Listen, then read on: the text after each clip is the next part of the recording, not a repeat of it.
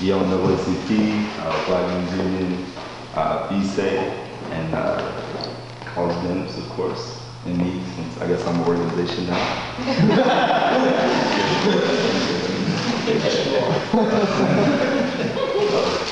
When Gary started his race for state rep last year, the odds were kind of stacked against him. His opponent had really high name recognition out in the area, and most of the Democratic establishment in town supported him as well. So it was a tough road. It was a tough road that he had to travel in order to get to Hartford. But he did it the old-fashioned way by just going out, knocking on tons of doors, and spending a ton of hours on meeting with people.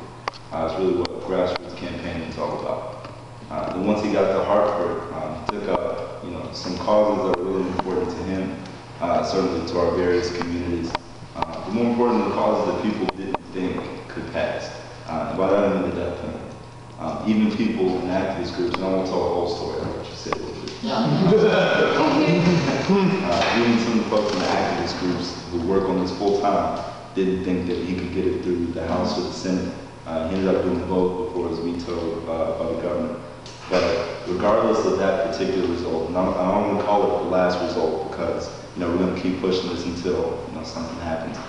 But regardless of that, the point is he persevered and he found a way to make the political system work for him and for the interests of the people who he represents. So I think that's important for all of us to hear. But I'll stop talking now so we can tell some of the story. This is Gary Holder-Winfield.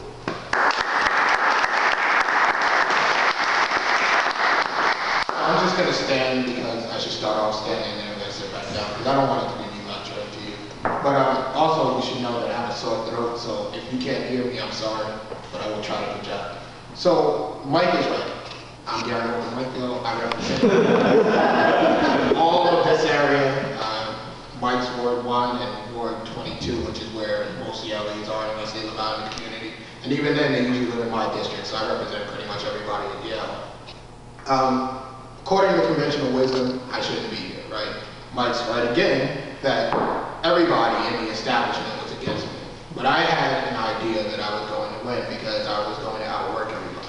And I was going to take that to the General Assembly and use that to get some things done that don't generally get done. But what generally doesn't get done are the things for certain people in the state. Right? You have people that talk about issues in minority communities or issues for poor people, but those things if they get done, they don't get finished. So what I mean by that is, you'll have things like, in this state, we have a juvenile justice bill, where we say, hey, 16 and 17-year-olds, they're not really adults. So let's treat them like children and keep them in the juvenile system. But we got that done, except that we delay it, and then we delay it, and then we delay it and delay it, so it never really actually gets finished, right? We have this bill, wonderful bill, I think, where you can't just drop out of school and say, well, we're going to delay that, and delay that, and delay that. We have another bill where if you're in school, you can't just get suspended without a reason, which makes sense to everybody, right? You can't get suspended without a reason, right? So we delay that and delay that and delay that. And the people who are affected by that are the people who these bills are targeted at, minorities and poor people. And so I wanted to go into the State House and actually be a voice, but not just be a voice, because we have quite a few voices, but I wanted to be somebody who can figure out how to actually make things happen. And so that requires a lot of work, but that's what I wanted to do. So when I got to the State House, the person who preceded me was Bill Lassiter, state representative for 32 years. Right? This guy is an institution. You go anywhere in the state, and not just in New England, not just in his community, people know this guy. And they know him for a reason because he had a tendency, proclivity to talk about issues that nobody wanted to talk about. Bill was good, and Bill was my mentor. So my job was to be better than him, right? Now everybody, when I walked there, everybody's like, you got these big shoes to fill. Nobody wants to hear that, right? But you have to do something not to hear that. And so I said from the beginning, this year, we're going to do Bill's big thing. We're going to get the death penalty done. People looked at me and they're like, you're out of your mind. And there's good reason for people to think that I was out of my mind. In 2007, Dr. William Pettit, who you may have heard of in the news, his family was murdered, and it changed the tone of the discussion. And so nobody even wanted to talk about it, much less run the legislation. And so it created a political climate in which nobody's going to assume you're going to get this done. But I know something that other people don't happen to know. I know that when people work on bills, I've spent a number of years up at the State House, when people work on bills, they'll talk it to the press and they'll talk to people in big forums, but they don't do the groundwork a lot of the time. They don't go and sit down with people one-on-one and say, look, hey, Ben, I disagree with you, and let's talk about the ideas and why we disagree. Let's figure out where the points at which we disagree are. Maybe we can come to an understanding. What it is you're wrong.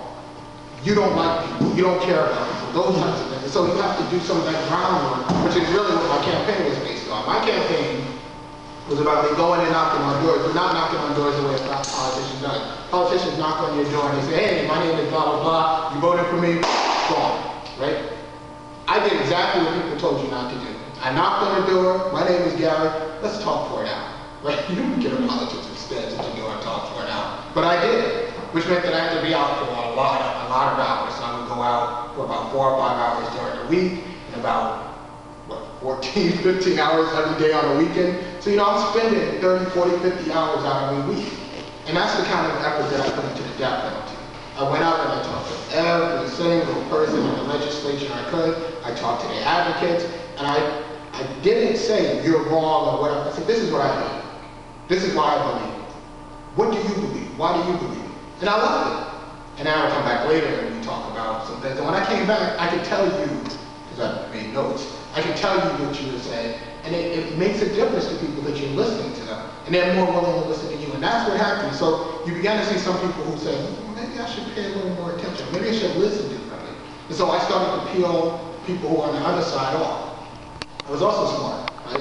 The media is the best friend of anybody in politics. So I just kept calling people in the media. And I got interviews, and I got press and paper, and people are like, what the hell's going on here? When else are we talking about this? But this started to be the steamroller thing. And so then I went, and I said to advocates, I said, look, I told you we got to do this. It's kind of moving. They're like, William Pettit, remember that guy? So I'm like, okay, well, I'm telling you, we're moving. But they didn't believe it. So you come up to, the way things work, they have to go through a committee before they get to the body, the whole body. So they go through the judiciary committee with this. And everybody's like, here's where he dies. But I am not stupid. So what you do before you do this is you count. You go around, you talk to people, you find out who's solid, who's not solid. I do what I call an extremely hard count. If you even say to me, well, I'm not 100% sure I'm 98, you're a no. Right? If you're not 100%, you're a no. So if I ever tell you you have a count, you can believe you got a count. So I walked in there knowing that we had to count to pass it. Nobody else believed it, but I knew we had to count because it's the way I count. And so we went back and forth and we argued. We didn't argue as long as people could, but we argued and people were contentious and people yelled at each other. But when it was over, 24 people voted for it and 13 people voted against it, which means it passed out of the committee. The advocates were astounded. We got the bill out. Well, it's amazing. We got the bill out. We're going to be able to do it. But then they said, well, we'll never get it past the House. We've never done that before. It's not going to happen. It's not going to be the first bill. So I said, well, we're going to get it past the House. So I went back and started doing that work again. The day that we did the bill in the House, we got a vote that was 90 to 56. It's the largest legislative victory on the abolition bill in the whole country. Period. Right? This is the same bill that people said we shouldn't even talk about. And so now, people are like, you might be able to do something. But all of a sudden, you see all of these advocates who should have been out there anyway, right? Whether you're going to win or lose, if you believe it, you should be out there anyway. These people who should have been out there anyway are like, we're going to go, we're going to talk to the people in the Senate. So this is what happens. Everybody gets all excited. We got to do this thing. We get to the Senate and we realize something. The Senate's a different story. The Senate, the vote is real close. The Senate is a place where you have some conservative Democrats too, and the margin is that thin. So people are afraid. So we get to the Senate, but I counted the Senate. And I know we had the votes in the Senate. But people, even though they were beginning to kind of believe the rhetoric, they're like, well, one vote and you're dead in the Senate. I'm like, trust me, we have the vote. Nobody believed that either. We go there, we're sitting there. This discussion lasted 11 hours.